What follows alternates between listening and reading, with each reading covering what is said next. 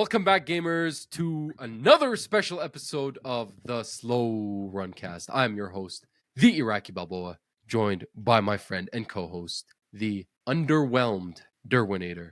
Underwhelmed because we just finished Summer Gamesfest, and I'm not sure it lifted the hype. We'll get right into it, but yeah. This is going to be an ultimate cast where we cover, Summer Games Fest, Sony State of Play. Sony State of Play, and the Xbox Showcase. Yeah. Yeah. So lots of stuff happened this week. It is Tuesday, June 10th, so we're kind of at the tail end of Summer Games Fest. Everything that was kind of we were going to see is we've already seen. I think Konami, is going to do an event that they mentioned like last minute sometime this week, I believe in 2 days. Did they? I did not even catch that. This was not originally part of the Summer Games Fest, but they just said Konami is holding its own showcase later this week. Yeah. And it's just pachinko machines. Yeah. That would be I'm funny. sure they'll show Silent Hill F and Metal Gear Solid Delta. Now, there were more events than the three we mentioned. And Crazy Me actually took the time to maybe not watch them, but what I did was like put them on and they were like an hour long and I just pressed like forward. I don't care about what the host is saying. Go to the trailer. Okay, next one. So I did a lot of that just so we cover all ends. There was the State of Unreal event, which I think quickly we could mention has had the Witcher 4 tech demo showing 60 FPS and ray tracing on a base PS5, which is insane. I think it's a little bit capped, that tech demo. I think that was probably 100 gigs for just like 10 minutes. I don't know if the actual game is going to look like that, but what we saw on Unreal Engine 5, that was insane. Yeah, it looked so good. Insane that it looks that good on a base PS5. Yeah, it was wild. I don't know. Again, I don't know. Go, if you're listening, and you're interested in this, don't listen to us. Just go and watch it. It's on the State of Unreal show, but I'm sure you could get that like 10-minute tech demo of just Siri walking around. Yeah, the village looks so good. The character models look so good. It looked insane, man. I was so shocked by how perfect it looked. It was like wild. I'm hyped. Again, I don't believe everything I see, but yeah. So then we went into the State of Play, which we didn't know about when I was doing when we were doing predictions, and I actually predicted that there would not be a State of Play. So prediction number one wrong. They literally announced it, I think, right after we recorded by a day or so. It was supposed to be 40 minutes. It was actually 50 minutes long. We can get right into it if you want. Yeah, let's do it. So is there something right off the top of your head that you remember that really caught your eye? For PlayStation? For PlayStation. I'm going to go through the list, but is there something you really thought was insane? Well, let's be real. I think this is on everybody's list. The Marvel token fighting game. Yes, the finale for the event was Marvel token Fighting Souls, which is a collaboration obviously with Marvel, being published by Sony. And like it's first party published and developed by Arc System Works, who I believe is the developer of the Guilty Gear games, if I'm not mistaken. Yep, Dragon Ball Fighter Z. When I saw the gameplay, I was just like, this is Dragon Ball Fighter Z. Yes. So crazy, right? I mean, this is a really good and they had like, even after they showed it, they had a segment where they were discussing how the publisher, how it came to be, and how the studio developer was like, yo, they called me and they reached out to me, and I'm like, what? I guess, okay, we can do it, right? And it was really cool. I thought it was a really cool segment to talk about how this game kind of came together. Yeah, it just seemed like a bunch of like business bros or like, just fans and being like, yeah, let's do it. Let's try and do this. Like, let's make it work. Let's make it happen. And I love how like true it is to Arc System Works style. Yes.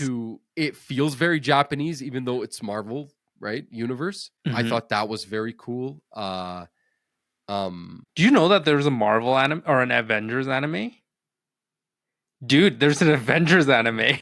I didn't know they had crossovers like that. It's like full on like Japanese art style, but for the Avengers. Yeah. I wasn't aware of that, but that like they were talking about the design for Iron Man in this, and how they try to make it like a mech design from like, you know, Yeah, Japanese from style mech. and like even like the Gundam, like the V, the fin. Yes, Yeah, I was yes, like, oh yes. my god. Oh, and now we're talking about Gundams. I just finished Ooh, look at this that. bad boy. Beautiful.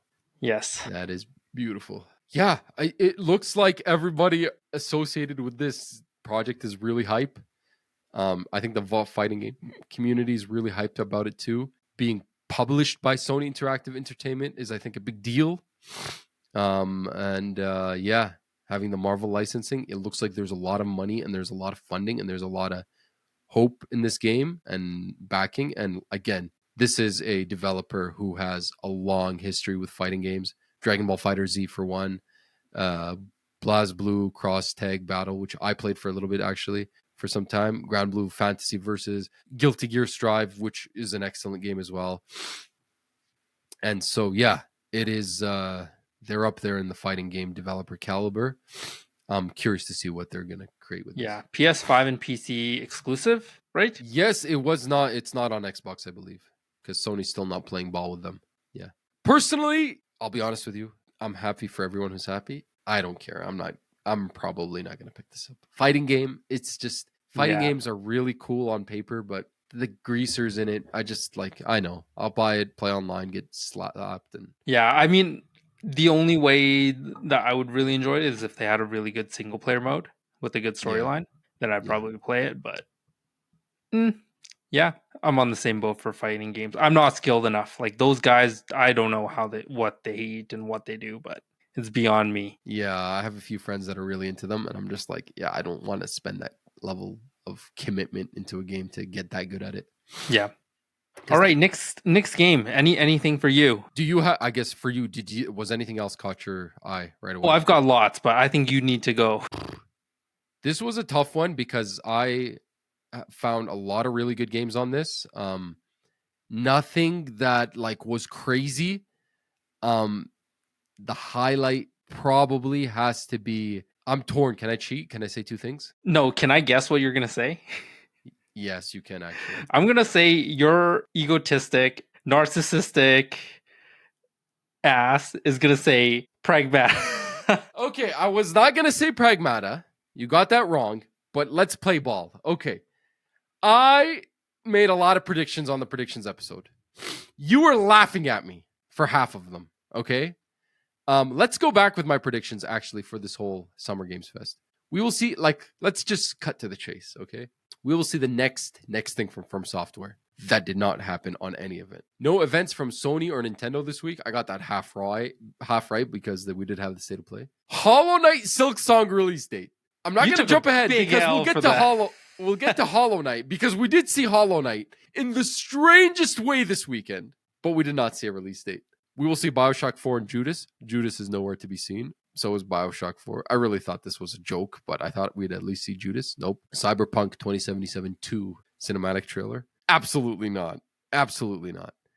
I mean, technically, you did get a spiritual successor to Cyberpunk 2077. Sorry. In Mind's Eye, post launch. Oh, please. Hold on to the Mind's Eye conversation. We'll get there as well.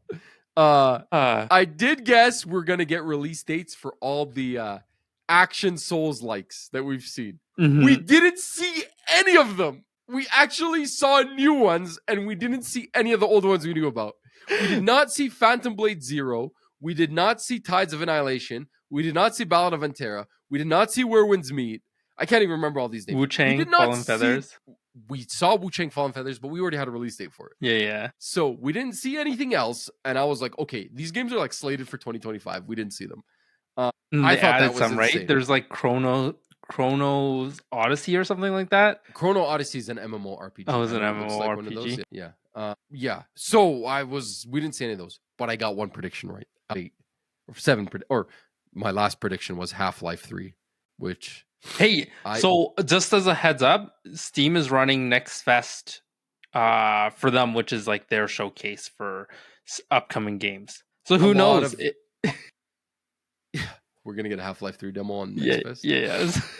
That's my prediction. But yeah, June 9th to June 16th. So you never know. You might get If you get that right, I mean, I'd count it. No, dude, Half-Life 3 doesn't exist. It's just done. Whoever was like trying to push this earlier this year, it's done. Don't talk about it.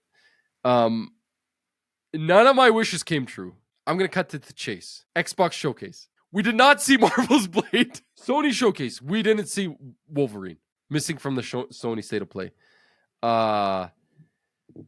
We did not see anything from Sony Santa Monica, even though there's this rumored 2.5D Greek saga prequel that's being done. Or a remake of the first 3. Didn't see that. And then my other hope was like, please, the fall, don't get too busy. It got like super busy right away. They started giving us release dates. I was like, yeah, it's filled up. Yeah. But yeah, I had one wish that came true. I'm gonna save it to when we talk about the Summer Gamesfest. Okay. But yeah, the one prediction that I got right was Pragmata. We saw Pragmata. And honestly, Pragmata was never a game that I was that hyped about. It was just like, where is this game? Because I got that prediction right, I feel compelled now to like go and pre-order this game. See, narcissist. Confirmed narcissist. 2026 for Pragmata. They even showed at the end of the trailer. They showed the last time that they showed it. The last time that they showed it was a trailer where they scratched out 2022 and put 2023. And then it never came out in 2023. And they never said anything. It never came out 2024, never said anything. We finally see it now and they're saying 2026. Are you interested in Pragmata? I don't think so. It looked good, man. You think it did? I think it looked like you were babysitting some robot in space. She has a name. It's D17876, aka Diana. Okay, so you should call her Diana from now. Don't call her weird robot girl. I should save that for Stellar Blade. Oh, that is not my actual highlight of the show. My highlight of the show is the next game from Team Ninja, who, by the way, their output is insane. But Neo 3 is coming out sometime in 2026. And that is probably the biggest announcement that I saw in there. They're adding ninjas to the game. It was before more like a samurai style fighting, but they're adding ninjas, and what I saw looked pretty cool. So I've played both Neo games, not got very far in them. I just kind of tinkered with them. I got a little bit further in Neo 1. They are hard, they are Souls-likes, but up until recently, maybe Liza P might have stolen that trophy, but they were the best non-From Software Souls-likes. Mm-hmm. So we'll see how Neo 3 comes out. Do we want to go through this list? Yeah. We'll quickly go through it just because we have so much to cover. We got so much. So I got it right here. I'm going to fly through. We saw Luminous Arise coming 2025 for the PSVR 2 and for the regular PS5 base PS5. I'm super interested in this game. I like these kind of Zen games on PSVR, like Tetris Effect and stuff like that. Mm-hmm. I really don't like the shooty gun games on PlayStation, so really excited for this one. Yeah, it looked pretty good, to be honest, like in terms of like just a different type of gameplay. Yeah. Pragmata, 2026, we already discussed that. Romeo is a Dead Man, coming 2026. This is from the developer of No More Heroes. I wasn't sold on this one. Yeah, I wasn't sold on this one either. We finally got a release date for Silent Hill F, September 25th, 2025. Sooner than I thought. Thought it'd be an October game. Really close to Ghost of Yote. I don't know about that, but did it look scary. Holy smokes. It looked freaky. It's not a game for me. Don't even try to make me play it. Yeah. I'm excited for that one. Bloodstained, the Scarlet Engagement. This is the next game from the Bloodstained Ritual of the Night developer. I don't know. These are the Castlevania likes. I don't really like the art style. This is coming 2026. Then I thought this would be your highlight of the show. Digimon Story Time Stranger, release date October 3rd. I saw that. As Ghost of Yote, may I mention? Yeah, I take that back. I'm not buying Time Stranger. I'm buying Ghost of Yote. Ghost of Yote. That's not even a question at that point. Yeah, you can't choose the exact same release date as Ghost of Yote and expect not to get nuked. Yeah. That's tough competition. Final Fantasy Tactics, the Ivalice Chronicles, September 30th. This is the much awaited Final Fantasy Tactics remake. They showed kind of the difference. They have like both versions of the game. Mm-hmm. I heard Final Fantasy Tactics is one of the best Final Fantasy games there is. Yeah, I've heard good things about it as well. I think I've tried Personally, playing it, and it wasn't for me. I don't think those tactic personally for games me, make this doesn't look like it's for me. it. Hmm. It does. This is a tough pill to swallow for me. Yeah, especially coming out like 3 days before Ghost of Yote. Yeah, not happening. In between Ghost of Yote and Silent Hill F. So that's September 30th for that. Uh Baby Steps, September 8th. That's that game where you like control the guy's like limbs um at the same time and you're supposed to just walk around Oh and yeah, use a yeah, baby suit. Looks good. Busy release schedule. Maybe I'll give it a trial. Ogami, September 3rd. That's that game from Bandai Namco, which I don't quite remember, to be honest with you. It's more of an indie game. Everybody's Golf Hot Shots, September 5th. On PS5. I think this was previously announced for Switch too. I don't yeah, know, bro. This does not look good. This looks like yeah. a It's like freaking a sports PS1 game, PS2 game. game. Yeah, I do have to say I am getting into golf. I'm not gonna play this game. Okay. I was like, this guy. The next game, something I'm really excited about, Ninja Gaiden Ragebound. That's the 2D Ninja Gaiden from .mu, being published by .mu, but I can't remember if it's being developed by Tribute Games. That looks really good. I'm excited for that one. July 31st release date, sooner than I thought. Next is Karen. That's the climbing indie game with the cel-shaded art style. November 5th. I'm kind of into that. Mortal Kombat Legacy Collection from Digital Eclipse 2025. Is that something that That would does spark my anything for interest. you? I don't think Yeah, so. me the neither. The trailer was kind of cool though. It was, but these collections of old games, like I have a tough time. Most games do not age well for me. I have a Yeah, tough time that's being true. interested in this, even if you're like doing this port for them. After that, we saw the PS Fight Stick, which I did not see that coming. But yeah, that was Yeah, like crazy. I wonder if it'll be any good, but I feel like for the fighting crowd, once they have their fight stick that they really enjoy, it's kind of hard for them to switch to anything else. yeah. I'm curious to see what the reviews will be for that one. Then we saw Metal Gear Solid Delta Snake Eater again. We already knew the release date was October 28th. We also saw more of that Ape Escape cameo in Metal Gear Solid. Yeah, And that then was weird. we also saw at the end what seemed like it was a multiplayer mode. So there's questions about if multiplayer is in this game or not. Maybe they did that. Well, I don't know. We'll see. I don't know. I've kind of seen enough. I want to buy this game. I'm sold. I've kind of seen enough of the trailers for it.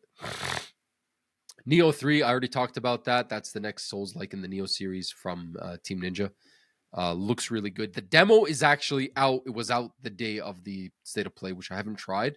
And I don't even know if I'm going to try. I think I'm going to buy this game anyway. So what does it matter? It's like an alpha test demo. Thief VR, Legacy of Shadows. This is Thief in VR. I've never played Thief. I've heard it's a good game. But because the VR seems to be like dying, maybe I give this one a try. It's not worth it. It is 2025, so it's going to be really busy release schedule. I'm not sure.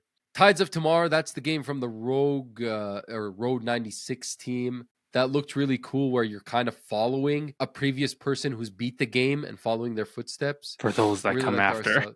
Yeah, those that come after. February 24th on that one. We got more Astrobot. 5 new challenge levels at the end of the month. Ghost of Yote Bot. A limited edition controller is coming back later this year, and it actually has a different It's like a refresh. refreshment Or whatever. Yeah. Sea of Remnants. That's that pirate game, which I couldn't really understand what it was. Was it a Sea of Thieves? I heard it was a roguelike after the show. Yeah, I it don't was really know what that weird. is. Yeah, I remember seeing that trailer. Yeah. So I don't know. I don't really have any thoughts for that one. That one's 2026. Then we had Sword of the Sea, which is the this is sea and sword right after each other, which was the game that is, I believe, from the developers of Journey, or at least inspired by Journey or something like that. I didn't quite catch that. It's coming August 19th, and it's coming into PS Plus Essential, or no, Extra and Premium day one as a launch. This looks really beautiful. It really looks like Journey. I want to try it. We got another reminder that FBC Firebreak is coming out June 17, also to PS Plus. I know you're sick and tired of hearing that one. Day one on June 17 on the extra tier. We then saw some classic games coming to PS Plus Premium on June 17, Deus Ex, the original. On July 15, Twisted Metal 3 and 4 to line up with the release of Season 2 of Twisted Metal. And something that personally excites me, because I've played both the remasters of these games, but never played the original. It's because when they came out, I was like 4 and 5 years old, and maybe they were not my age. but Resident Evil 2 and Resident Evil 3, the originals, being ported to PS5 and coming to PlayStation Premium day one. I really, really want to play those. Resident Evil 2 Remake is one of my favorite games of all time. It is top 10. I always think about that game. I've beaten it 4 times, always constantly think about it. I love that game. I really want to try this. This is actually one of the bigger announcements for me in this. Yeah. Well, I mean, you'll see if it aged well. Yeah. Time will tell. Yeah. Also, we heard we were getting Myst and Riven later this month as part of Days of Play, but that wasn't clear. Like, are they gonna be free as part of Days of Play? Are they gonna be part of the PS Plus subscription? Which tier? It didn't really explain. We got to see the next game from IO Interactive, which was First Light 007 coming 2026. This looked really good from IO. It does not look like a Hitman. It looks like it's more streamlined, curated, third-person action-adventure game, almost like an Uncharted. Thoughts on this one? Are you interested in this one? Yeah, I mean, I love Daniel Craig James Bond film and the old James Bond films in general. Yeah. I don't think there has ever been like an amazing James Bond game other than like 007 GoldenEye, which has not aged very well. I don't know if you've played recently. It's definitely could be better, but I just in general I just feel like I really want this to do well, but I'm not too sure. I think it's going to be good. Coming from IO Interactive, it looks really good. I think this is going to be a hit game. I think this is going to be a solid 88 on Metacritic when it comes out, or maybe an 87. I'm looking forward to this one, and I apologize for the sniffles, man. My allergies have been so bad. Then we saw a Ghost of Yote kind of teaser for an upcoming State of Play in July where they're going to do a deep dive on the gameplay. That was kind of a bummer. And finally, we saw Marvel Tokon Fighting Souls 2026, which we discussed at the top. Feelings for the State of Play? What would you rate the State of Play? How did you feel about it? I think that was pretty mid. 5, 6. It was a solid 5 or 6, really? I don't know. There wasn't anything that really, really excited me, you know? I think it was a 7 for me. There was enough release dates here that I was excited. At least I got to know what was coming out this year. And a pleasant few surprises as well. I think this one was a 7. For sure, we didn't see Wolverine. We didn't see what's the next from Sony Santa Monica, this God of War. There were some missing things where we're like, oh, okay. We didn't see Soros, which we thought we might see. They said they would give us a gameplay reveal later this year from Housemarque. But 7 sounds about right for me. Yeah, I don't know. Yeah, none of them really, really spoke out to me. So we'll have to see. Well, here's the thing. That was a 7 for me. But what happened on June 6th, which was supposed to be the big event, the Summer Gamesfest, Friday, June 6th was the next event as part of this week. That was a solid 5 for me. Snore fest. That was the worst Summer Gamesfest I have seen since he started it. It was brutal. And the final announcement was the only saving grace for not being worse. That was the 5-6 event for me. Maybe 5 the more I talk about it. There's a problem with this show. I mean, there was too much junk in there. There was too much commercials. There was too much stuff we've already seen. Felt like it was a big ad campaign. Yeah, I don't know. I guess what was your highlights of the show? Can I say? I mean, let's be obvious. Everybody's highlight is the new Resident Evil. Resident Evil 9 Requiem was the final thing that we saw. Yeah, I don't think there was anything else on here that really, really made me go like, yeah, this is the next game I want to get. Yeah. Like, the other one is Scott Pilgrim EX. I'm a big fan of the whole Scott Pilgrim franchise. So you shouldn't take my word for this. I will literally play some of the stupidest IP games, as you could tell, like the Digimon. As I could tell, Digimon Stranger. Yeah, like I do have to say that the old Scott Pilgrim game, also a Smash 'em Up, was a really big hit. It was a very popular game. I played that game about 2 years ago after I got off of playing Streets of Rage 4 and TMNT Shredder's Revenge. I was like on a kind of hyped for these beat 'em ups, right? And I was trying to get my hands on more of them. And I searched up, I think, what are the best modern beat 'em ups to play right now? And that Scott Pilgrim Scott Pilgrim game came out on those lists online, and geez, bro, I tried it. It is brutal. I don't think that's a very good game. Maybe it was a good game for the time, but it is aged poorly. It does not hold a candle to anything like Streets of Rage 4, to River City Girls, to TMNT Shredder's Revenge. It does not get close. It does not get close to those games. So I was not really excited for the Scott Pilgrim. Like I'll wait till it comes out and I'll see how I feel about it. But as far as beat 'em ups, there's better ones to play, I think. Unless, of course, but who's developing it? If it is .mu or Tribute Games, then I think we're in good luck. I think you'll get a better game than what it was before. It doesn't say. I might have to look it up. Let's see. Also, what Tribute other Games? ones? Tribute Games. It's being developed by the people who developed TMNT Shredder's Revenge. So we're in good shape, right? It's gonna be okay. I think it'll be a game worth checking out for sure. Yeah, and then what else? And of course, the team that's also developing Marvel Cosmic Invasion, which we've seen before, which I'm really excited about.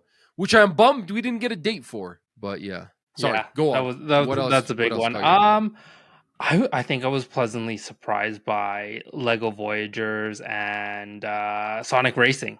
Sonic Racing because Sonic Racing just introduced everybody.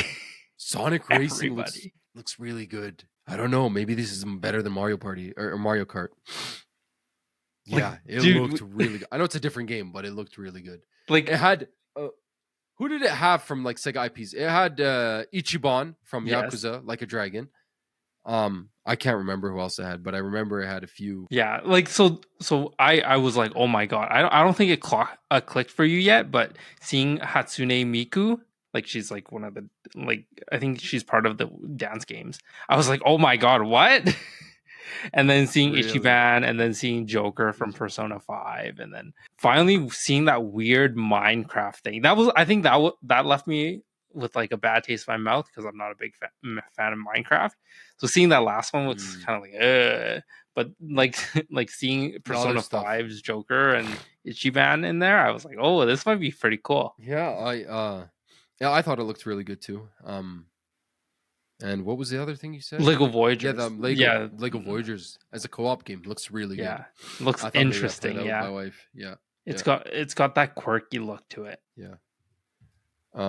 Anything else off the top of your head? No, I think those are like the ones that really like struck home for me. Still didn't do like much in general. I think it was just like, oh, that's like kind of cool and exciting, and like I'm talking to you, so I'm a little bit more excited. But in general, I don't think there was too much more. Yeah.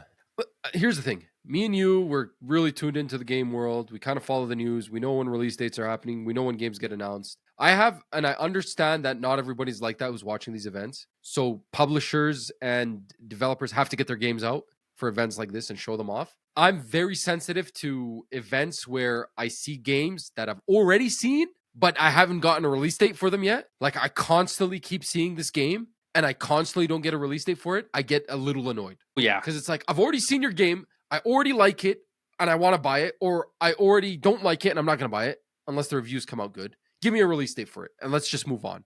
I get really sensitive to that. I understand that not every single person, like some people might have just watched this and be like, oh, look, there's a Marvel's Cosmic Invasion, beat 'em up. This looks really cool. I'm excited for this. I've obviously seen it 3-4 times now. So I'm just like, no, I don't want to see it anymore. Like I've already seen it. Give me some more details. Give me like different gameplay. Give me something like cool to add to it, you know? So I'm sensitive for that. I don't really want to see a game more than 2 times, 3 times pushing it without seeing a release date, right? The other thing I'm sensitive to is a game that already has a release date and then you keep showing it. Like yes, I totally get what you mean. It's like I already know it's coming. Like Mafia: The Old Country. Mafia: The Old Country is a game I'm hyped for. It's one of my most anticipated games this year. If we got Mafia: The Old Country release date on this event, I would have been excited. They chose to announce the release date like 2-3 weeks ago. Like they chose to have their own thing where they announced the release date and the pre-orders for Mafia: The Old Country, 2-3 weeks ago on Twitter. That's their choice. So now I'm seeing it now again, and I'm just like, I don't care. I already care about the game. I don't need to see this anymore. It doesn't need to fill up a slot. right? I understand, again, somebody maybe he hasn't even heard of Mafia: The Old Country. He didn't get the news about the release date. He's seeing it here for now, and he knows the release date's August, or he or she knows, right? I understand. But for me, that's what this whole show felt like. It felt like stuff that I've already seen, and I'm still not getting a release date for it, or felt like stuff that I already know the release date, and I'm seeing again. I do not want to see Wu Chang Fallen Feathers again. Like, I don't care. I already know it's coming to Game Pass. I already know the release date, right? Mm-hmm. And then, like, yeah, so I don't know. But again, the thing that obviously excited me the most, and it was actually one of my wishes, it was the fourth wish that I didn't mention, right? It is seeing what the next Resident Evil is. It is RE Requiem, where they showed off the 9. It is a new Resident Evil. We are going back to Raccoon City after the events of Resident Evil 2 and 3, where they nuke the city after the virus outbreak. It's a new character. I wonder if we're going to have any of the old characters in this. It looks freaky. Apparently, it's going to take place in a hotel, which is equally freaky. Like, we've already done like a mansion and a police department and all that kind of stuff in a village. And, you know, this looks freaky. I am excited to see what this is. And this is the announcement that I'm talking about that I really like to see. February 27. We saw it and we got a release date. We know what to expect. February, early next year. Perfect time. I'm excited. That's when all the Resident Evil games come out anyway. They always come out February, March, April, like for the last few years, or even up to May. I think Village came out in May, but they come out in the first half of the year. The way they showed this pissed me off because they were like playing games with us. First, the actress that acts as Lady Dimitrescu shows up and says, "Hey guys, Capcom's having a sale." Okay.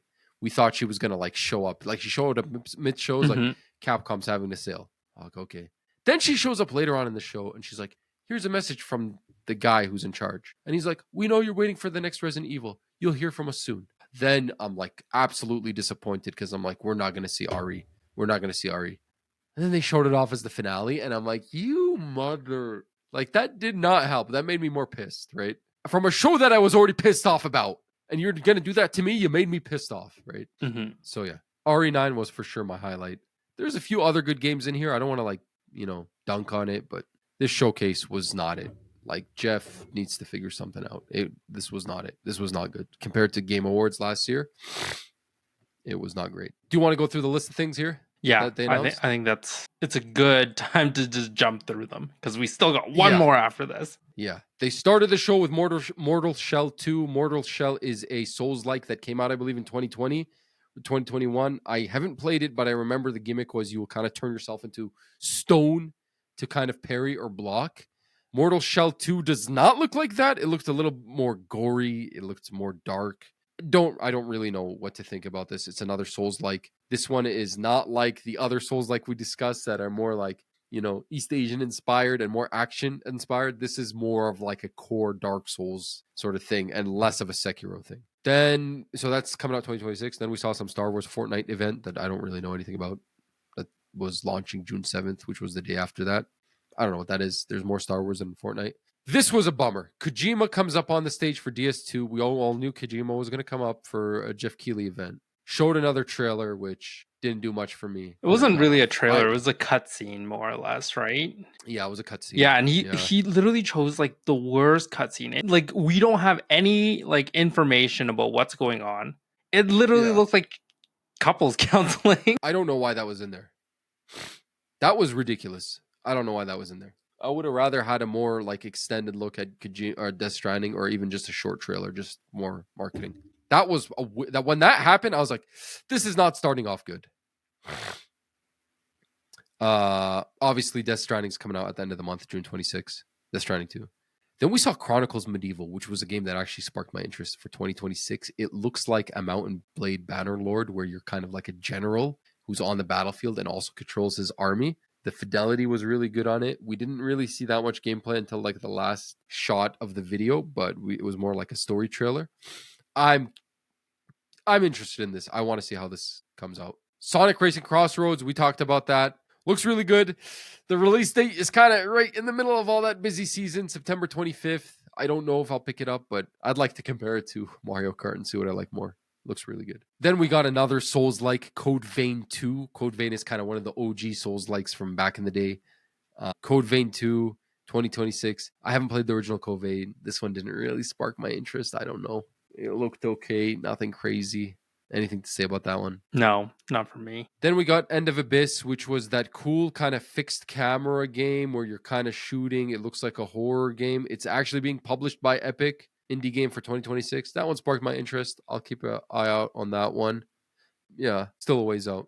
We saw more Mouse PI for Hire, which is a game that I am interested in, an indie game. We already know it's coming out 2025. We literally just saw another trailer, and we still don't have a release date for this thing. Yeah. We saw quite a bit of gameplay too this time around too, right? Yeah. But we've already seen a lot. This is exactly what I'm talking about. I've seen this game so much. We got confirmation that Troy Baker is actually voicing the main character, which is cool, but otherwise just whatever. Then we got Game of Thrones War of Westeros, which is an upcoming RTS, Game of Thrones. We didn't see anything. Like, we didn't see any gameplay. Yeah, it was just all a cinematic. Yeah. So, I don't know. I don't know. It was weird. 2026 for that as well.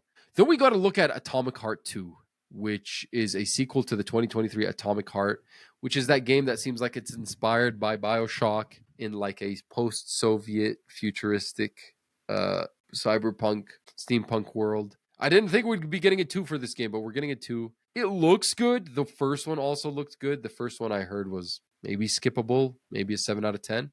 So I don't know what to think about this one. Maybe they really hit their stride. It looks interesting. It looks beautiful, but I don't know. And it's really dirty. And there was a lot of like ass cheeks in this trailer. Do you remember that? I do. Yeah. I don't think I'm interested in this game. No? I downloaded Atomic Hearts because it was on Game Pass. And I just never got around to playing it. And I think they took it off Game Pass. Yeah, and I don't think I'm interested in it per se. So yeah, I'll see. I'll wait. Maybe they really hit their stride with the second game. They're also releasing working on another game simultaneously called The Cube. Yeah, that was weird. An MMO shooter RPG. Which, I don't know what to think about that. When I hear MMO, I usually get scared, but it looked more like Atomic Heart, but I don't know. Yeah, I'll cautiously optimistic for both of those two. I'll keep them kind of on my radar. I'm not really sure I'm gonna, hop in, but I'm just curious to see how they pan out. Where am I here? Then we saw Marvel's Cosmic Invasion again. Beat them up for Marvel. I really am into this. Just give us a release date. No release date yet. Going back to the theme of the show, we saw more Onimusha Way of the Sword, which was revealed earlier this year. Also coming out for 2026. Also, I feel like I keep seeing this game, and it's like so far out. Like, just stop showing me this game, right? I think we've seen it like at least. Like, didn't they have like a showcase right after like they announced it too or something like that? Yeah, they showed it on the Capcom. Yeah, it was just so much of it. Yeah. Then there was Felt That Boxing. That kind of looked cool. The one where you're like a Muppet and you're like boxing. Kind of interesting, but I don't know. Do you remember that one? Yes, that was so weird. Yeah, it was weird for sure. I'm not interested in it at all. Yeah. I didn't really grow up with the Muppets, so I don't really get the hype behind it. I don't think that's exactly Muppets. I think it might just be like Muppet themed. Yeah, it's just not for me, I don't think. Yeah. It looks like an indie type game. I'm curious to see how it comes out, but yeah. I don't know. We'll see. Cautiously optimistic for that one. Then we saw Killer In, which was the a closed beta coming soon, which was that multiplayer where it's like a Among Us, but 24 players sort of thing and 3D. I don't know if you remember seeing that. And you're supposed to find clues for the killers, and there's like different characters have like different skills. I don't know, man. Anytime I see a multiplayer game from an indie team, I'm always worried. Like, this says shut down in a year all over it. We got a release date for Arc Raiders, October 30th. I like it. I'm looking forward to Arc Raiders. I've been looking forward to this game for a long time. It recently came out in closed beta on Steam, so it's coming to all consoles October 30th. Again, going back to the theme of seeing games that we already know are happening. Dune Awakening, which came out today. That is the MMO RPG that's in the Dune universe. Again, saw it again. I was like, whatever. Right after that, we saw another MMO, Chrono Odyssey, June 20th to June 22nd playtest. I don't know. This seems like it's a Souls-like action combat. again, whatever. Mm-hmm. We saw Wuthering Waves, which is a mobile game that's already out. Some new season for that. I don't know. There we saw a lot more of those later on. Mio Memories in Orbit. This is a cute little Metroidvania indie game. We've already seen on a Switch Direct, so it was kind of already on my radar. Then Out of Worlds. I thought this was a highlight. This is like that stop motion claymation co-op game. Feels like, the first attempt of a studio to try and make a Takes Two or a Split Fiction, but on a 2D level. Coming out 2026. I have this on my radar to play with my wife. Hopefully it comes out good. I like this one. Yeah, it looked interesting. I'm glad more studios are taking in like couch co-op as like a game mechanic and like a main factor to it too, right? We then saw Mafia: The Old Country. Again, cool trailer. We've already seen it. We already know it's coming out on August 8th. Move on from that. I'm excited for that game. Sticking on co-op, we saw the Lego Voyagers that you mentioned, which also looks like a cool co-op game, the couch co-op to play, similar to something that's being inspired by the way Joseph Ferris' studio makes their games. Then we saw this Nicktoons and the Dice of Destiny coming out 2025. It looks like a Nickelodeon Hades-like. I'm not really sure about this. They had the voice actor for Sandy Cheeks come up to the Oh stage. yeah. Yeah. That was a weird one as well. Yeah, weird one indeed. Lies of P Overture. This is the much anticipated DLC for Lies of P, with being shadow dropped after the show. So that's exciting news for any Lies of P fans. Factured Blooms. This is the game that they called a Silent Hill / something. What was it? Silent Hill / they call Jeff Keighley called it Silent Hill combined with something else. Wasn't it some It sort of was like weird dating sim?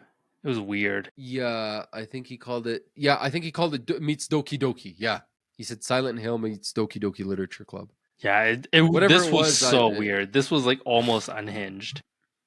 yeah, I did not really jive with it. Then we got some like real junk back to back. I'm not gonna lie, and I apologize if this is on anyone's radar. Blade and Soul Neo available now. Blade and Soul Heroes available September. Crystal of Adelan One Punch Man collab. The Seven Deadly Sins Origins, and an Unreal Engine compilation. I really checked out during this portion of the show. It felt like some brutal ads running through there. Mm-hmm.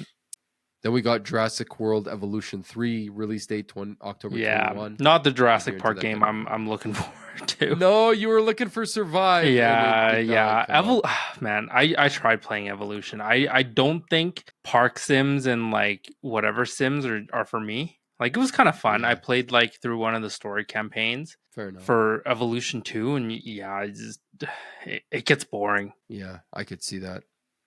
Yeah, I don't know. Weird. Like if I were gonna, I'd maybe do like city skylines if I wanted to play a game like that.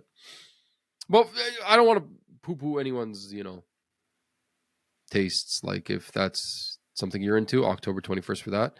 Mina the Hollower, October 31st. That is from the developer. This one I'm kind of looking forward to, only because of the name associated to it, not because what I saw was really interesting. It's coming out of early access on October 31st. Who was the developer on this again? Yacht Club Games. Yeah, they made something else that I thought was that was the whole reason why I was interested in Mina the Hollower, but I can't remember what games they made. Oh yeah, they're like a studio that has a history. Shovel Knight. Yeah, they did all the Shovel Knight Dig, Shovel Knight Pocket Dungeon, Shovel Knight Showdown. So, they know how to make games. Yeah, so Mina the Hollower, October 31st. Then we saw that Deadpool VR game. Fortunately, a MetaQuest exclusive for me. Fortunately for you, a MetaQuest exclusive. No, I got rid of mine. Did you? Yeah. I just don't think I was too into the VR thing. Like it is really cool and it is really immersive, but it gives me a headache. Honestly, you haven't missed anything. There's been like one good VR game all year. So, yeah. This Deadpool game, I can't help but know at the end where he's like, Spider-Man gets Insomniac, I get this. I thought that was that was pretty funny. Dying Light the Beast. We finally saw Dying Light the Beast, October 22nd release date. It's a multiplayer co-op game or something like that, right? I think it's a single player spin-off for the Dying Light series. I feel like it looks darker than regular Dying Light. Unfortunately, I think it's too close to some other release dates that I'm really interested in, so I'm probably going to skip this one. Mixtape, that is that whole like, coming of age teenagers story. I love the animation on that. I'm really interested in this game. Fortunately, again, another one of like coming soon. No release date. Really hyped for this indie game, but yeah. Poa and the Guardians of the Sacred Tree, September 19. I don't even remember what this looked like. I Yeah, felt like it nope, was one of the not at top. all. I think it was one of the top down Hades likes that we saw, which we saw like 3 of, and none of them looked as good as Hades. Acts of Blood, September 26th. This is from the solo dev from Indonesia. It looks like Sifu. Oh, interesting. I Did you remember don't that? see that. I don't remember this at all. Yeah, maybe search it up. Acts of Blood. I thought that one looked good. Scott Pilgrim EX, we talked about that. I was not hyped on that, but now knowing it's Tribute Games, I am interested. The Capcom sale thing that we joked about. First Descendant Breakthrough DLC for the First Descendant, October 7th, or August 7th. Scum coming as version 1.0, June 17. I didn't even know what it was before now. Then we got something I want you to talk about a little bit. We saw Mind's Eye again, coming out June 10, out today with a Hitman crossover. Because I feel like we didn't know this until like last week, but IO was publishing Mind's Eye, the Hitman Yeah, developer. I think it tell us about was released. But we totally missed it because we both thought this game was junk. Do we want? Let's save maybe talking about Mind's Eye. Yeah, Mind's Eye for is like a next very episode. interesting topic. So me and Mo like really deep dived into this. So we'll discuss our findings kind of Maybe, near the end. maybe next episode or what we could do it next. No, I think episode next once more episode. news I comes out. just started it, so Mo has convinced me. After multiple hesitations from me, I will give it a quick try. I don't think I'm gonna finish this, but who knows? Good news is blooper for when we actually talk about this game. Good news is we don't get codes because we're freaking small. We haven't really gotten there yet. So Derwin is on par with everybody. IGN, like all the big outlets, you name it. They all got code the same time because nobody got code for this game, which tells you something. Would it be crazy if I actually finished it and I can say that I'm genuinely reviewing this because I played the whole game?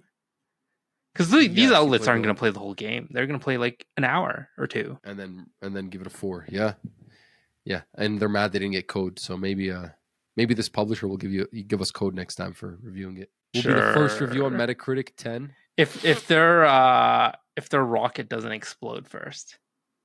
It's a pun because their developers called Build a Rocket Boy.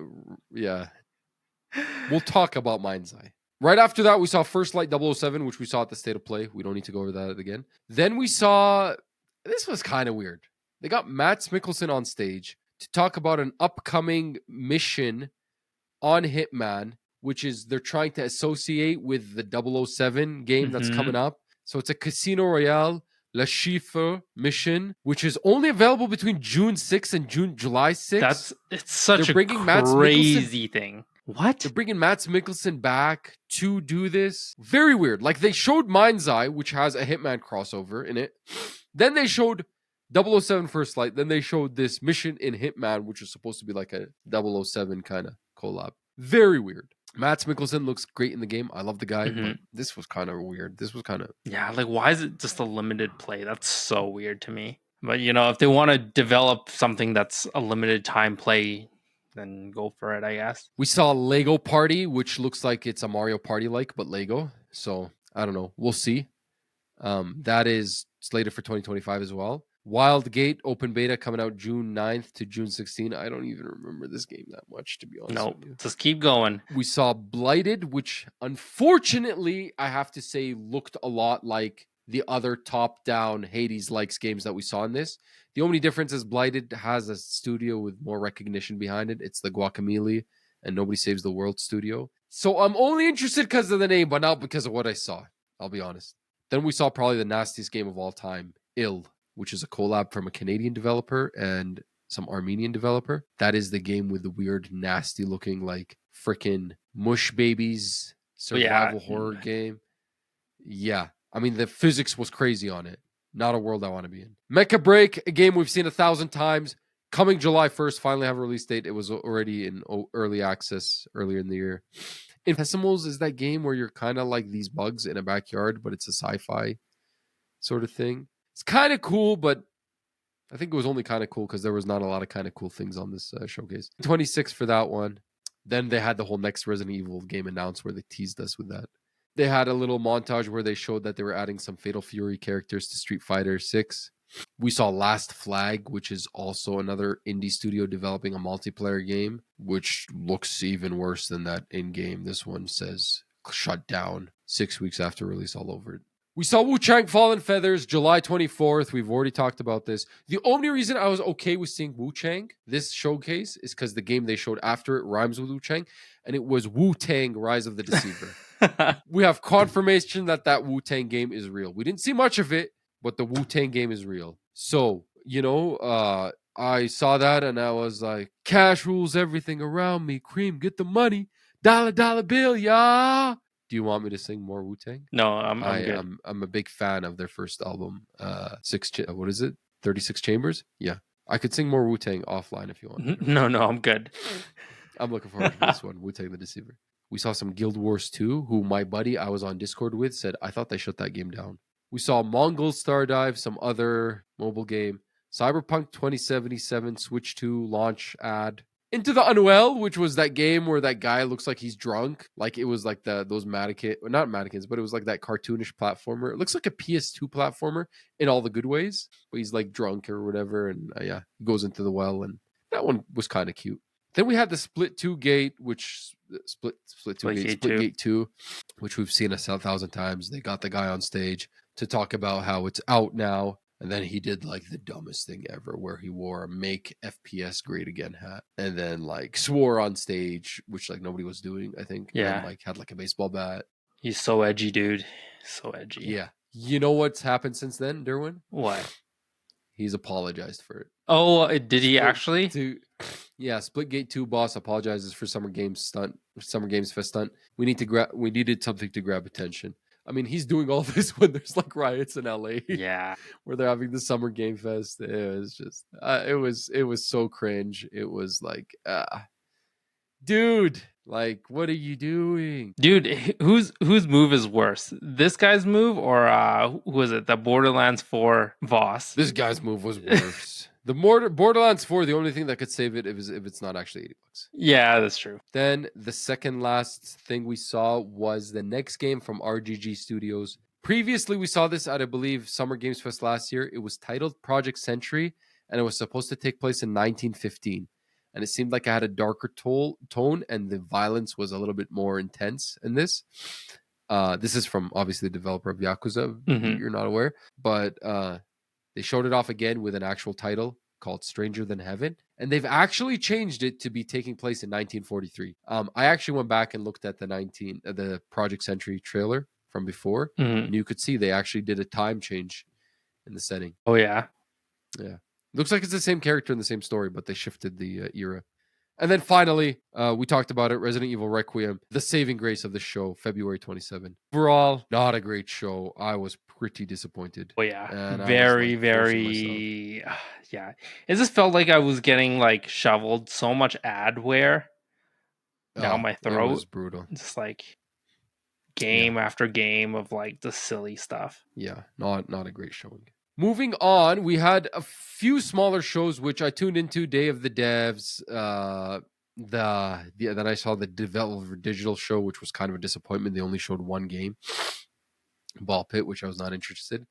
IO had their own showcase where they talked more about Mind's Eye. They talked more about Hitman Le Chiffre level, and they talked more about 007, and they had a panel. It's kind of really weird. They showed that they're working on a co-op mod or something for Hitman, or it's like a spin-off game.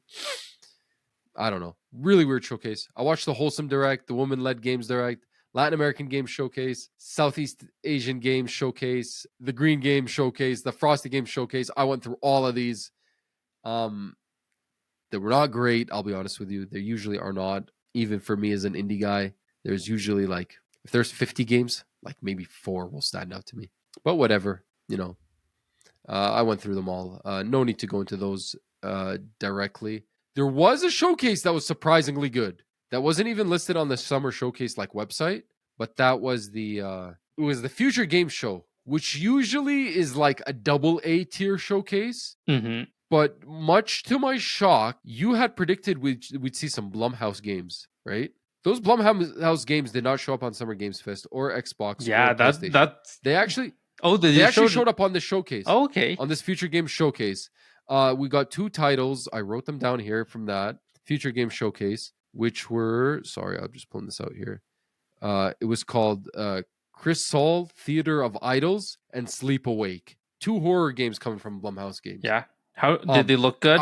They looked good, yeah. There was a few other games that looked good on that.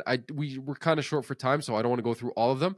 But I do want to mention that there is an Expanse game that looks very much like Mass Effect. Like it looks AAA that they showed on that Future Game Show that we didn't see anywhere else. It was called The Expanse Osiris Reborn.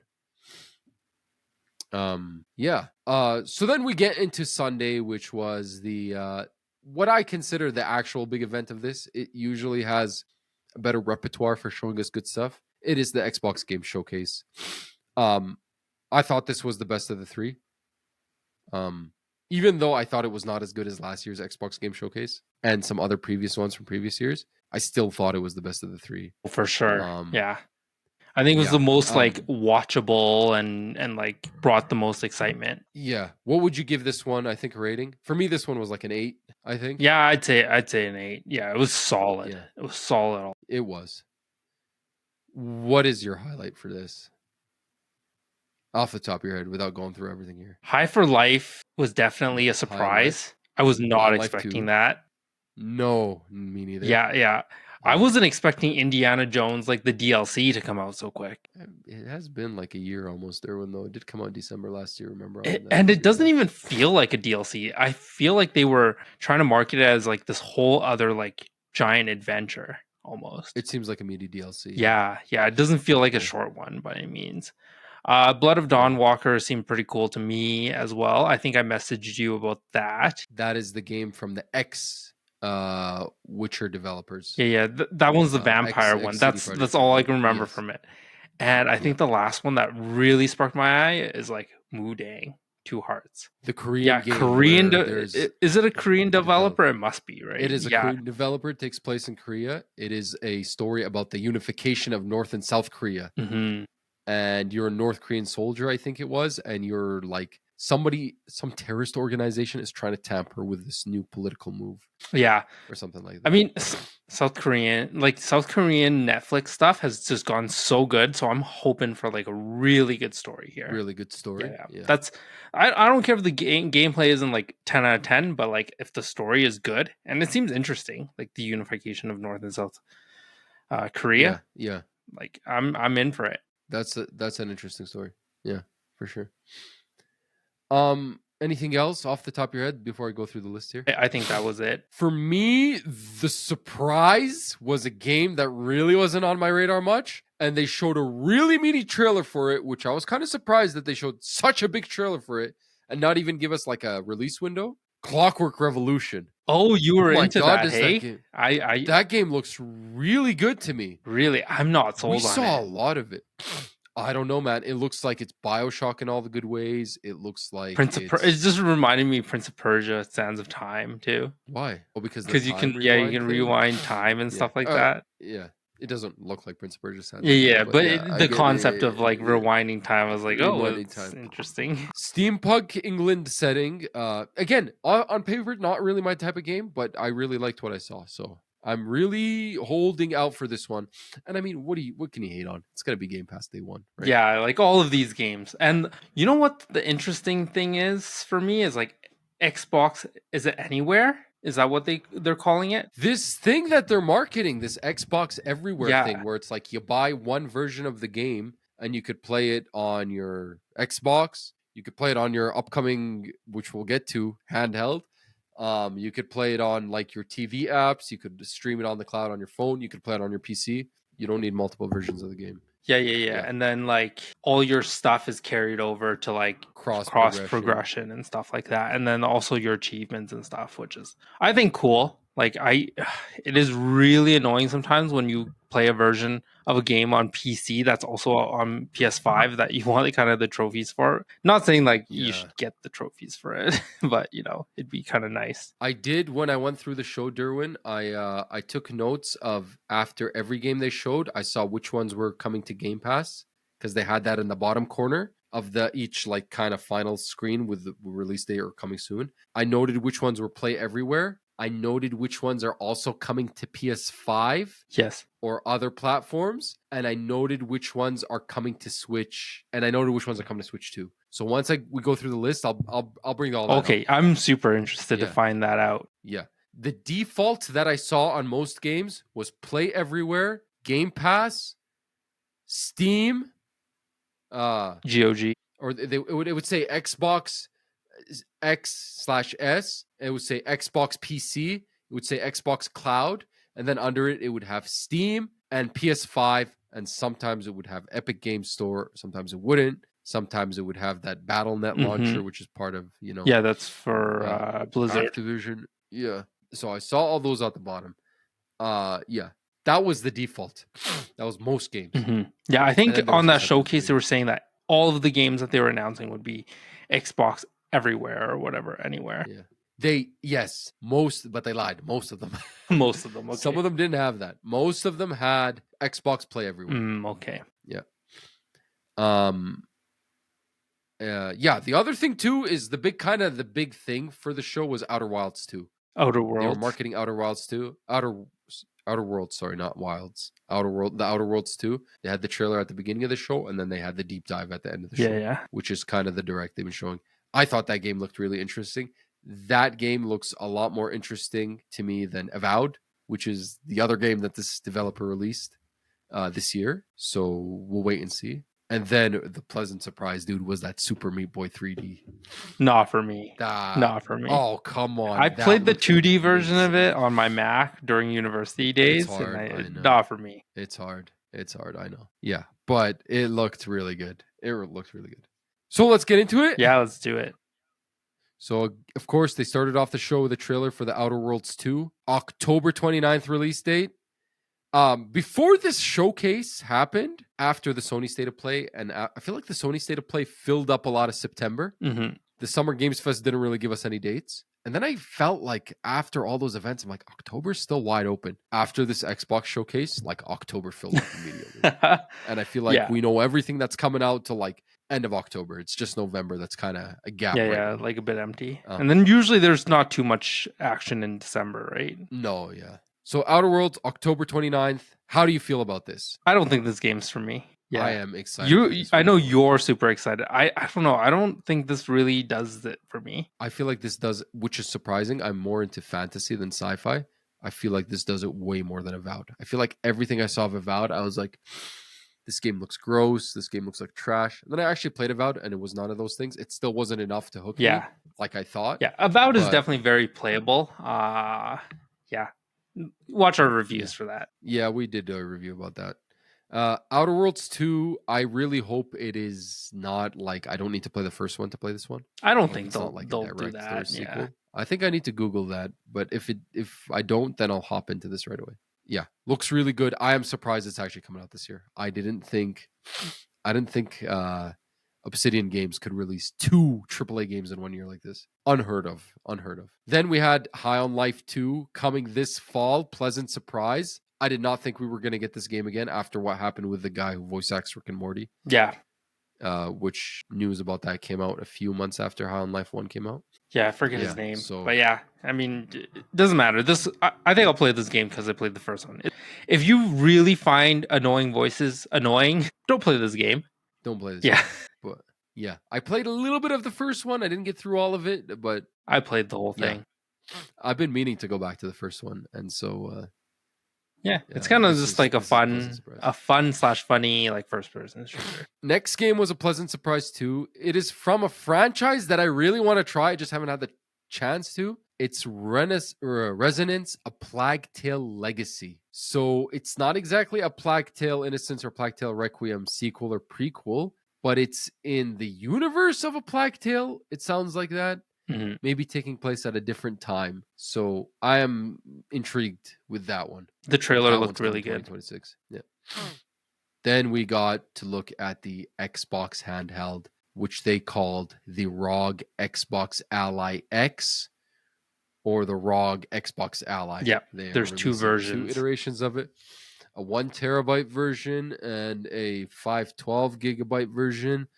And I think there was also some spec differences. Yeah, there's there's major spec differences. The cheaper of the two, I think that one's the white one, is aimed for 720p gaming. Okay. So it is vastly underpowered compared to the Ally X. So we'll see. I think the price point's going to be pretty heavy. No price, no release date. Yeah. They said it was coming out this year. Yep, So holiday we don't know. 2025 is what it said. Yeah, but we didn't get an actual day. We didn't get a price. Now I have a question for you, Derwin. What is the point of this thing? Okay, so I've been thinking about this. I think this is actually the way to go. It's crazy. How so? It's crazy to think, but so it's kind of like a Steam Deck. It obviously runs Windows, but I was watching a video on it. This version of Windows is specifically developed for handhelds. I think they've worked really hard on it, so everything is slimmed down like crazy. So that's one thing. Second of all, it seems like it's making the native game stores like Steam, GOG, Epic super easy to install and run from there. So it just kind of makes more sense than a Steam Deck to me right now. We did hear news of that Lenovo Legion Go S that had a Windows version and a Steam version that came out months after. The Steam OS version we found out after actually operates better, runs better. Yes, it was actually cheaper. Yes, but I think that this variation of Windows, it's not out yet for like the other Windows handhelds. I think this version they are trying to make super lightweight and super specific to gaming and to handhelds of this form factor. Okay, my question is, it is a Microsoft device. Obviously, it has Windows on it. What is the difference? Why do I buy this instead of just a ROG Ally? I don't see the point. I'm sure the ROG Ally can easily run all the Xbox games. That's the whole idea. It's a Windows device. Just a better looking storefront that's more curated. Like, I don't understand this. You can already play Xbox games on a ROG Ally. Yes. You can already play. I guess the only difference is maybe the ROG Ally only gives you access to PC Game Pass, and this is giving you access to everything. But you can already play Xbox games. You can already go on the Microsoft Store, and then you could also go on the other stores on the ROG Ally. So I just don't really understand what the point of this. I think ergonomics as well. Especially for a handheld is very important. I think that ergonomics for the Ally X, I was seeing some early like hands-on. The handling is a lot better for its weight and for its size. It still feels very Asus front facing. It doesn't actually feel like it's more Microsoft front facing. There's a tiny little Microsoft button, like the the Xbox one, but I think the grips really make a difference. Because I don't know if very much like a Asus product, not a Microsoft product. Yeah. I don't know if you've seen like some of the Ally X videos, but like it's got sharp corners. So the fact that it's contoured out and it's actually got a proper grip, it actually reminds me less of a Windows handheld and actually reminds me of a PS Portal more. Yeah. So I like the handling of a PS Portal. I feel like it's PS Portal because it's really it's just the DualSense. Yeah. So like it's kind of Microsoft looking at that and being like, well, people love our controllers, so like why don't we try and make a experience that's very similar to holding one of our controllers, right? So I think I have no doubts about this being comfortable in terms of long-term usage. What do you think about what this thing is going to cost? I don't think this thing's going to be cheap. I think get ready. This is going to cost more than a Series X. Yeah, I think the base Ally is going to be like 600 Canadian, sorry. And I feel like 720 or like 630, 650, and then the Ally X is going to be an $800. Regular Asus ROG Ally is freaking pricey here in Canada. Like it might even be more than 800. Like I think in my ideal world that would be like the price point. Yeah, the Asus ROG Ally here in Canada is already on Best Buy $1,100 for the terabyte version, and for the older ROG Ally, which is the 512 white one, it's $760 on Amazon. Let me check the official ROG website. So it's even more than what I would ideally want for this. Okay, the thing is with these handhelds, like how long are you gonna use them for? I mean, the regular ROG Ally won't runs Windows 11, but it does. They do market that we could run Game Pass on it. Like if you go on ASUS's website, they're talking about how, yeah. So what, 1200 and 800? That's ridiculous. This is steep. I don't know. I still I don't care. I've kind of moved on. I got the Steam Deck. I'm really happy with that for the price I paid. Yeah, I feel like for handheld gaming, man, that high end market is just really. It's rough. And we already know that Xbox has postponed their actual handheld, in-house gaming handheld that they wanted to make. That's specifically an Xbox handheld. I was more interested in that than this. I think the pricing is just like so out of hand. Yeah, this one's gonna be a stinker, I think. Get ready. Huh.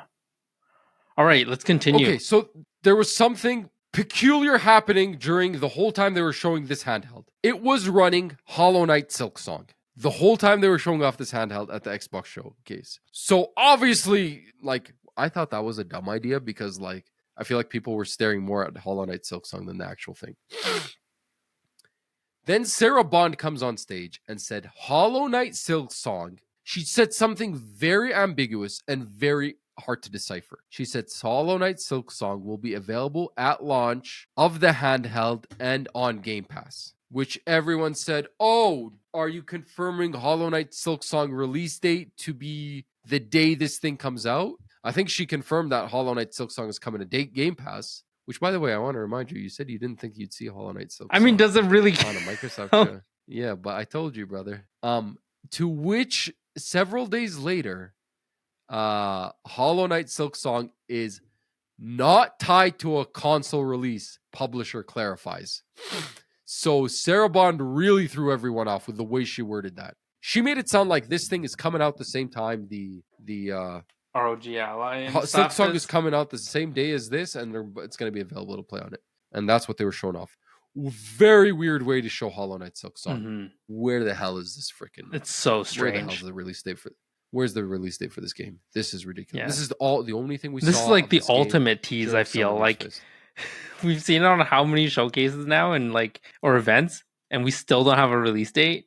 The thing is, even when we finally see it, and all these people who freak out and they're like, "Where's Hollow Knight Silksong?" Even when they finally see it, they see it in the worst circumstances ever, right? It's like this, or on a montage on the Switch, Mm-hmm. Yeah, where so many people could have missed it, right? Yeah, very strange indeed. So no, it still sounds like Hollow Knight Silksong is going to be playable on this thing probably before it comes out. It sounds like from that wording, then if Hollow Knight Silksong is not coming out the same day this thing is coming out, it's coming out before this thing comes out, so that when this thing comes out, it's playable day one. Right? Am I reading that wrong? Mm-hmm. So based on this, Hollow Knight Silksong should come out between now and November. But we don't know, man. The plot thickens. Next, we saw Blood of the Dawnwalker, which we talked about. That's from the former CD Projekt Red developers, coming 2026. We talked about that. Super Meat Boy 3D coming early 2026. I am really interested in that. I guess I want to backtrack everything I mentioned so far. All the games were part of that Xbox Play Everywhere, available day one on Game Pass, available on PS5, available on Steam, available on Xbox Series X and S, PC, Xbox, and Cloud, except for Blood of the Dawnwalker. Actually, if you pause and look, it does not say it's available for Game Pass day one. So just note that. Okay. Super Meat Boy 3D, early 2026. Excited for that one. That one also had everything. Ninja Gaiden 4, I think we were predicting this. We were going to get a release date for this. I thought we would see it on the Xbox showcase because it's tied to Xbox. Another game from Team Ninja, which is crazy. I do not understand their output. We got a release date for this, October 21. This is where October started getting really tight. This gives us 20 days to beat Ghost of Yotei if we want to play this. That's going to be hard. It is going to be. Then we saw Indiana Jones and the Great Circle, The Order of Giants DLC coming September 4th. To everything that I mentioned previously. Beast of Reincarnation. Okay. Dude, the Beast of Reincarnation 2026. It looks like it's another one of those East Asian action Souls likes, except this one looked a little bit like a Wild Hearts, which is that Monster Hunter like mixed with this. The important thing to note about this is the developer. It's freaking great Game Freak. Yeah. Which insane. Which yeah. Nobody know how to react to this. It's like, are they telling us, hey, we can make games? It's just Nintendo gives us 8 months to make a Pokemon game, and the Switch sucks. I don't know. Are they trying to say that? Yeah, like this is insane to me that they are coming out with this type of game. It looks honestly like if you did not show me like the developer, I'd be like, oh, this must be like some sort of like, I don't know, like Capcom adjacent company. It wouldn't be Game Freak. It looks like that Wild Hearts game, which wasn't that a Capcom game? Do you remember that Wild Hearts game? That was like East Asian as well, but it was supposed to be Is it? Is it Capcom? No, that's an EA game. EA, that was okay. developed by Omega Force. Like a Koei Tecmo and Omega Force kind of collab. But it was actually published by EA. That it's like it plays like Monster Hunter. I think it's better than Monster Hunter if you ask me. But that game came out 2023. Kind of came out at the worst time. But yeah, that game, it looks like that. And yeah, I would have never guessed Game Freak, bro. I don't even know what to make of this. Yeah, I mean, the fact that it's a Game Freak game, I really want to give it a try. Because, like, come on. I feel like all they've made is Pokemon. Yeah, I don't know. I don't know what to think about this. Right? Like, okay. I think they've made some other games before, but it's been a while. Okay, we need to search this up on You do that, I will continue. Okay, keep going. We saw Clockwork Revolution. I talked a bunch about that. It is a shocker that we didn't get a release date for such an extended trailer that went on for a long time. They didn't even give us a date for this one. Then we saw what was a shocker. It turns out Obsidian Games is not only released Avowed this year and releasing The Outer Worlds 2 this year. They're releasing a third game this year. They've been working on Grounded 2, and it's coming to early access July 29th. So insane. This one is not coming to PS5. I noted that. But that makes sense because I think it's early access. They'll probably bring it to PS5 after. Next, we saw Chronos The New Dawn, fall 2025. Fortunately, this is one where I was expecting a release date. I'm shocked to see there's no release date on this. This is the next game from Bloober Team, the team behind the Silent Hill 2 remake. Fall 2025. Same thing. Very strange. Also not coming to Game Pass day one. They're just showing it off. Yeah. So I did take a look into Game Freak. Yeah, nothing like this. They have like Pandoland, that's like an iOS mobile game. Pocket Card Jockey Ride On, which is also kind of like a mobile game of sorts. Little Town Hero in 2019, also kind of like not even the same realm. And Giga Wrecker Alt. Yeah, like this is like weird that this is coming out from them to be absurd. Yeah. Okay, but yes, continue. Yeah. Anyway, moving on. We kind of got into some boring business over here. The Elder Scrolls Online Seasons of the Worm Cult. I don't really know much about that. I have this 3-starred over here, which means I think it's not coming to. This was the one that was not play everywhere for some reason. The MMOs were not play everywhere. Yeah. Then we saw Aphelion coming 2026. This is from Don't Nod, the developer from what was that game that came out earlier this year? It's like Life of Strange. I think Don't Nod used to make Life of Strange. Is it not Life of Strange? Double exposure? No, I played a little. I played a little bit of it with my. The one with the teenagers, right? Yes. Frick, what was it called, man? Lost Records Bloomin' Range. Yes. So Don't Nod's been experimenting with some other like non-purely narrative games, but like that have some level of gameplay. So this Aphelion game where you're like in outer space, it's being developed in conjunction with the European Space Agency. 2026 for this one. Then we saw There Are No Ghosts at the Grand. Interesting game. I'm not really sure what to think here. This one's not coming to PS5, but it is coming to Game Pass day one. Even though it's a third party. It's funny how there's like third party games not coming to PS5, but all the first party Xbox games are. That one was a weird one, right? That was like some murder mystery one? Or is that the right? I don't know. You're in some type of building, a hotel or something that your uncle owned. So it kind of sounds like Blueprints, but I know it's not that. Then we saw Age of Mythology Retold Heavenly Spear DLC, which was on everything except Game Pass. Keep in mind that Xbox doesn't bring DLCs to Game Pass. You usually have to pay you have to for pay those additional separately. for those. Yeah, so I think that's what that was. Then we saw Mudang Two Hearts. We talked about that. That's that South Korean game. Then we saw something that was a pleasant surprise to me. Planet of Lana 2, Children of the Leaf. That is the Limbo Inside like that came out in 2023. That was on Game Pass. I played it recently, actually, and I reviewed it on the show. I'm excited for that coming 2026. Then we saw Fallout 76, Gone Fishing. Yeah, I don't know. Did we really need to see a DLC. fishing update to Fallout? Yeah, I don't know. Whatever. That one is also not play everywhere. I don't know why these MMOs are like that. You know what it is? Then It might just be because of them not being on like Epic Game Store or GOG of some sort, maybe? Or like the controls don't work well on handheld. Could be. Yeah. Then we saw Solo Leveling Arise Overdrive. Not something that's interesting to me. That's 2026. I don't really know much about the solo leveling world. Then we saw a game called Nemo. I don't even remember. This was that Pokemon like, that Pal World like, but it was like super cute. Okay. Yeah. Also 2026. I don't know what to think about that one. We saw Tony Hawk's Pro Skater 3 and 4 again. I know it's coming out July 11th. We got to hear that it has 8-player multiplayer, though. That's crazy. And they're adding the Teenage Mutant Ninja Turtles and Doom Guy, which we already saw. And there's a demo for this game that's out. And by the way, Derwin, this is the only game on the entire Xbox showcase that had Switch 2 at the end. Really? Yep. There was a few of them that had Switch. I believe the Solo Leveling and Nemo. They had Switch under, but not Switch 2. This one specifically said Switch and Switch 2. We saw At Fate's End, which looks beautiful. This is the team, the Spiritfarer developers that are also working on 33 Immortals that I also kind of reviewed the open access for on the podcast a few months back. I'm glad that they're working on something else because I'm worried for 33 Immortals. I don't know if that game has the longevity that they're trying to push for. So it's good that they're working on a single player game. Then we saw Gears of War Reloaded, which we also got an announcement for previously. Coming out August 26th.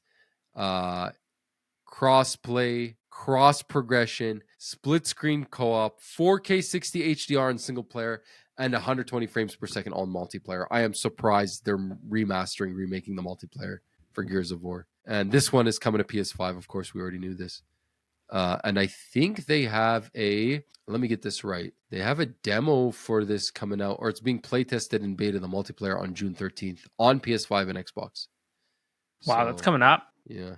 This game is slated for August 26th, which unfortunately puts it a little bit too close to Metal Gear Solid for me, and I want to play that more.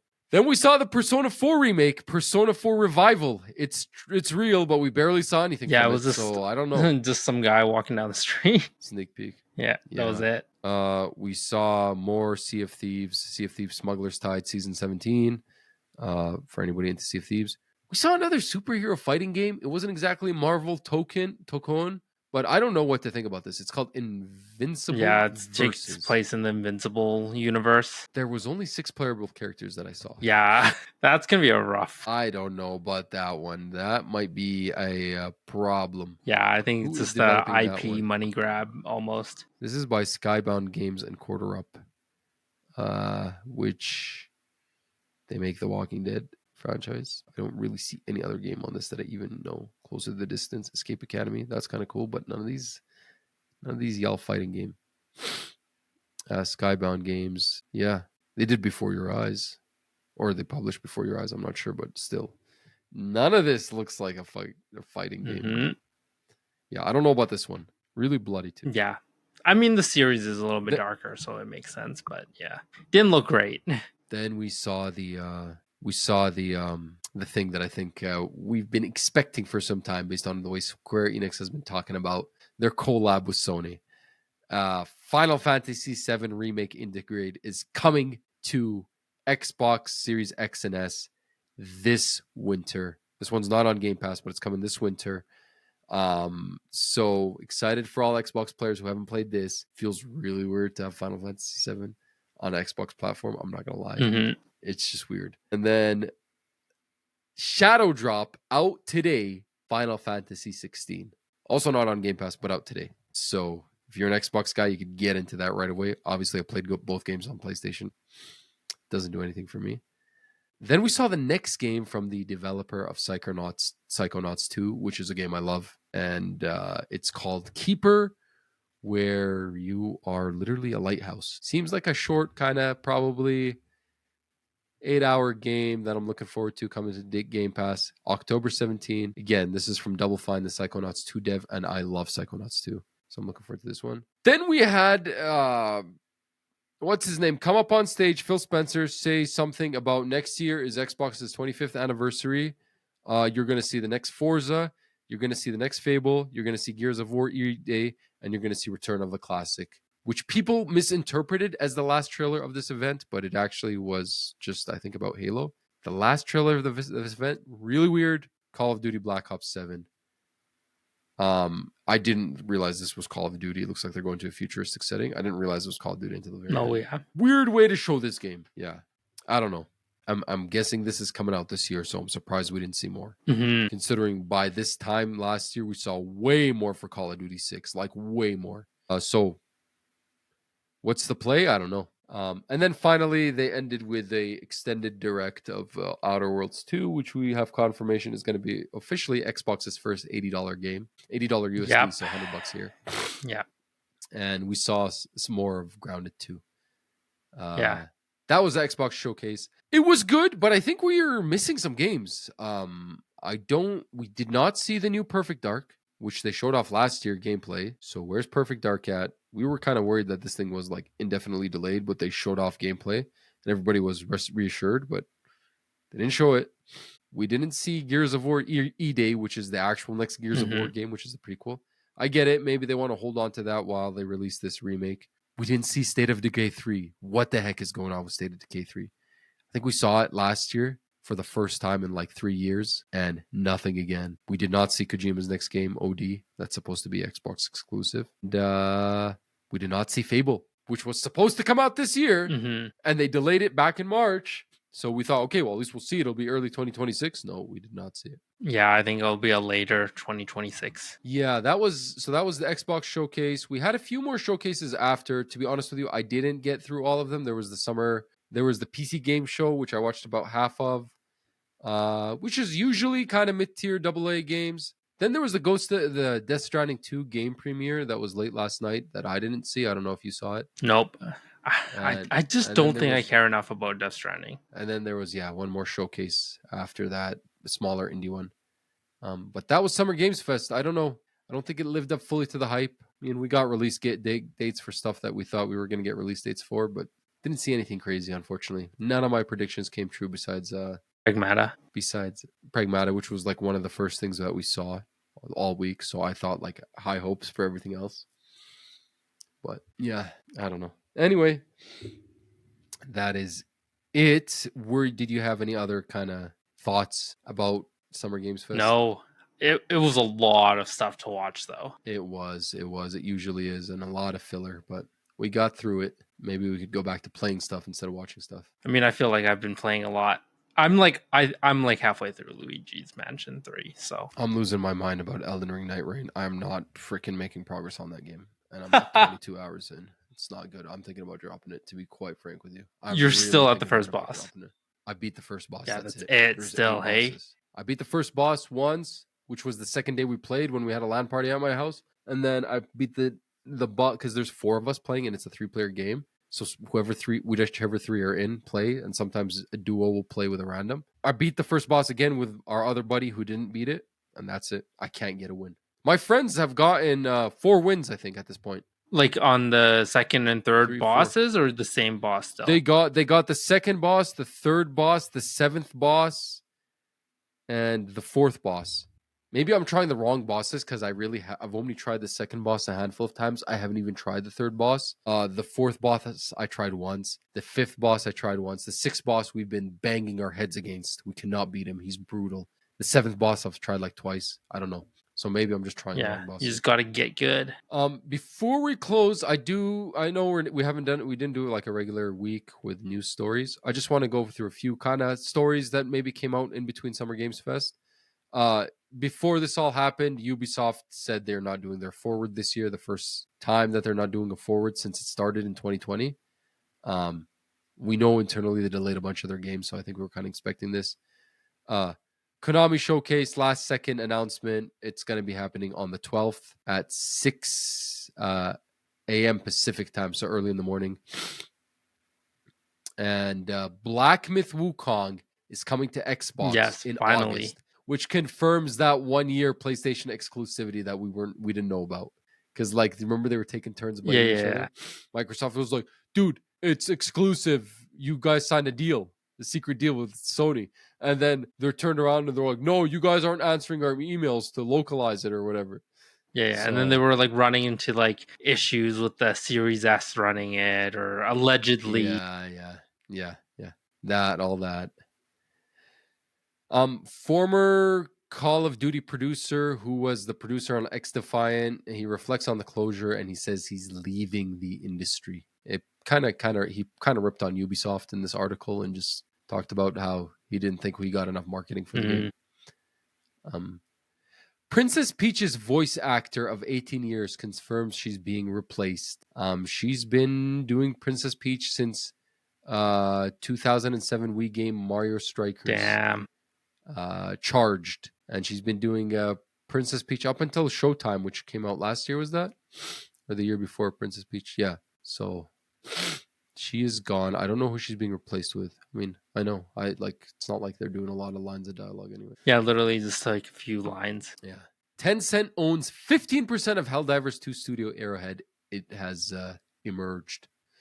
Apparently, Tencent made an $80 million investment in Arrowhead Game Studio last year. Jeez. Yeah. We also know that their next game isn't going to be published by Sony. So, the Zelda movie has already been delayed. The release date slipped due to production reasons, Nintendo says. It's not set to it was set to launch on March 2027. It's been delayed past that. They actually have a date for it, May 7th, 2027 now. So it's only been delayed by 3 months, which is really wild that they have a date. Yeah. It must be in post-production. Embracer to replace CEO who oversaw the turbulent acquisition spree and mass layoffs. So remember when they freaking bought all those studios and then their deal with Saudi Arabia fell through? Didn't go through. Yeah, Lars Wingfors, he's being replaced. And Switch 2 is UK's biggest Nintendo launch, but its sales didn't come close to PS5, which is really interesting. That I think we just recently got some metrics on Switch 2 sales numbers too today. I think it was 3.4 mil. Yeah, 3 hours ago. So when Nintendo Switch 2 sells over 3.5 million units worldwide in the first 4 days. Yeah, which is more than Switch 1. I think Switch 1 was 2.74 million units worldwide in its first 29 days of sale. Yeah, still pretty crazy. Last little bit of news here is Splatoon Raiders revealed for Nintendo Switch 2, the first Splatoon spin-off revealed alongside Splatoon 3 update, which is really interesting that they're revealing this now. Yeah, it's like a shadow drop, right? Spin-off, almost.